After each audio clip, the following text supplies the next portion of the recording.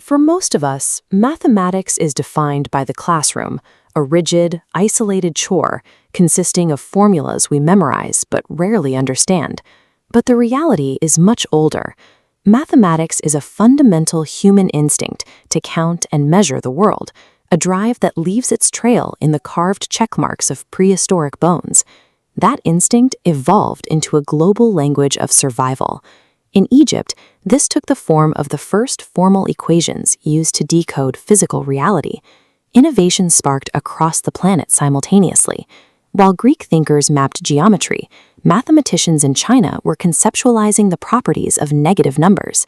In India, the concept of zero was first utilized as a definitive, workable number, forever changing the architecture of calculation. Mathematics began as a practical, worldwide toolkit. It was the primary instrument humans used to manipulate and organize the physical world. Eventually, the focus shifted. Mathematicians began to wander into a mathematical wilderness, leaving the physical world behind to be guided only by curiosity and a sense of aesthetic structure. This period of exploration created pure mathematics. It was beautiful, internally consistent, and at the time lacked any practical application for society. This created a persistent paradox. Centuries later, modern scientists working on the cutting edge of physics often find that this useless abstract math is the exact tool required to solve a new real-world problem.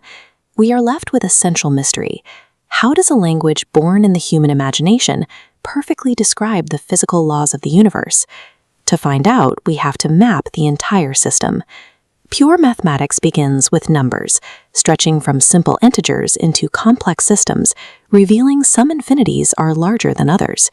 The next branch is structure. Here we apply algebra and group theory to define how elements interact. A Rubik's Cube provides a tangible look at this. It is a physical manifestation of a permutation group, where every twist follows structural laws.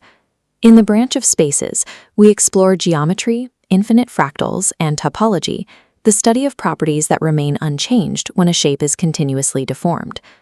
Finally, we reach the study of changes. Calculus and chaos theory provide the tools to map dynamic systems that evolve over time, often with an extreme sensitivity to their starting conditions. Pure mathematics is the creation of incredibly complex, perfectly logical universes that exist entirely within the human mind.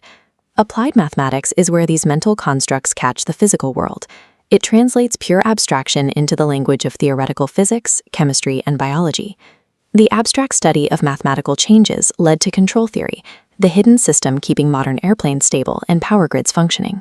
Probability and optimization allow us to map the unpredictable, powering the algorithms behind global financial markets and economic game theory.